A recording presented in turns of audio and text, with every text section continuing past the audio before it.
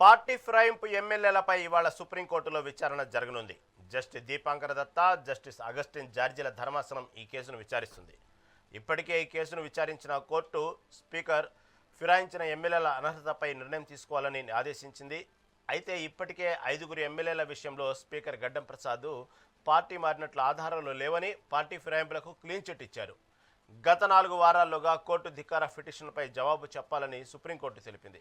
ఇక నేడు విచారణలో సుప్రీంకోర్టు నిర్ణయంపై ఉత్కంఠ నెలకొంది. దీని నుంచి మరింత సమాచారం మా ప్రతినిధి రాము అందిస్తారు. రాము, చెప్పండి, ఈరోజు ఏదైతే స్పీకర్ ఆ నిర్ణయం తీసుకున్నారు పార్టీ ఫిరాయించిన ఎమ్మెల్యేలపై, దీని గురించి తాజా అప్డేట్ ఏంటి? పార్టీ ఫిరాయించిన ఎమ్మెల్యేలపై నిర్ణయం తీసుకోవాలని చెప్పేసి గత 4 వారాల క్రితం సుప్రీంకోర్టు స్పీకర్ గడ్డం ప్రసాద్ కు నోటీసులు జారీ చేసింది. ఈ నేపథ్యంలోనే గత 3 రోజుల క్రితం 5గురు ఎమ్మెల్యేలపై విచారణ చేపట్టి వాళ్ళందరూ కూడా పార్టీ మారినట్టు ఆధారాలు లేవు అని చెప్పేసి స్పీకర్ నిర్ణయం తీసుకోవడం పట్ల ఒక రాష్ట్ర వ్యాప్తంగా ఒక చర్చ అయితే సాగింది. ఈ నేపథ్యంలోనే ఇవాళ మరొకసారి కూడా ఈ పార్టీ ఫిరాయింపు ఎమ్మెల్యేలకు సంబంధించిన కేసు సుప్రీంకోర్టు ముందుకు రావడం, జస్టిస్ దీపాంకర్ దత్తా, జస్టిస్ అగస్టిన్ జార్జిల ధర్మాసనం ఇవాళ విచారణ చేపట్టనుంది.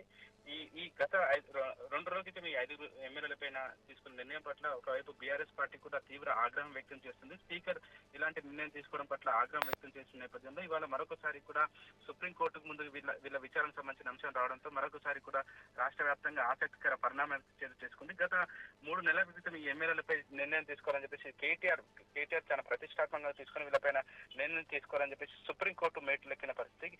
అప్పటి నుంచి కూడా ఇది నానుతూనే వస్తుంది. గత 4 వారాల క్రితం కూడా సుప్రీంకోర్టు చాలా సీరియస్ గా వార్నింగ్ ఇచ్చింది. ఖచ్చితంగా వీళ్ళపైన చర్యలు తీసుకోవడానికి మీరు తీసుకుంటారా, మమ్మల్ని నిర్ణయం తీసుకోమంటారా అని చెప్పేసి సుప్రీంకోర్టు ప్రశ్నించిన నేపథ్యంలో ఇది కోర్టుకు అంటే సుప్రీంకోర్టు ముందుకు వచ్చే అప్పీల్కి వచ్చే ముందు ఇది 3 రోజుల క్రితం మాత్రం ఈ స్పీకర్ నిర్ణయం తీసుకున్నారు. దాంతో పాటు కొంతమంది ఎమ్మెల్యేలు మేము పార్టీ మారలేదని చెప్తున్న పరిస్థితి, కానీ అధికారికంగా వాళ్ళు కాంగ్రెస్ పార్టీ కార్యక్రమంలో పాల్గొంటున్నారనే విషయం ఎవిడెన్స్ అన్ని కూడా సుప్రీంకోర్టుకు ఇచ్చిన నేపథ్యంలో ఈ సుప్రీంకోర్టు ఇవాళ ఈ పార్టీ మారిన ఎమ్మెల్యేల పైన ఎలాంటి నిర్ణయం తీసుకుంటుందని చెప్పేసి ఒక ఆసక్తికరమైన పరిణామం ఏమైతే చోటు చేసుకుంది. మొత్తానికి గత 3-4 నెలలుగా ఇది సుప్రీంకోర్టు చుట్టూ తిరుగుతున్న వ్యవహారం. ఇది స్పీకర్ కూడా చాలా ప్రెస్టేజ్ తీసుకొని ఇది వీళ్ళు పార్టీ మారినట్టు ఆధారాలు లేవని చెప్పిన నేపథ్యంలో మరొకసారి కూడా సుప్రీంకోర్టు ముందుకు ఈ వ్యవహారం రావడం పట్ల కూడా అటు కాంగ్రెస్ ఎమ్మెల్యేలతో పాటు బీఆర్ఎస్ పార్టీ నాయకత్వం కూడా చాలా ఆసక్తిగా ఎదురు చూస్తుంది. ఇప్పటికైనా సుప్రీంకోర్టు ఈ ఎమ్మెల్యేలు పార్టీ మారిన ఎమ్మెల్యేల పైన ఒక నిర్ణయం తీసుకుంటారా, లేకపోతే స్పీకర్ ఏ నిర్ణయం అయితే తీసుకుంటారో దానికి కట్టుబడి ఉంటారా అని చెప్పేసి ఒక చర్చ అయితే సాగుతుంది. చూడాలి. గత మరొక 2-3 గంటల్లో ఈ పిటిషన్ సంబంధించిన విచారణ చేపట్టిన నేపథ్యంలో ఈ 11 మంది ఎమ్మెల్యేల భవిష్యత్తు ఏంటో తెలనుంది. రహీం.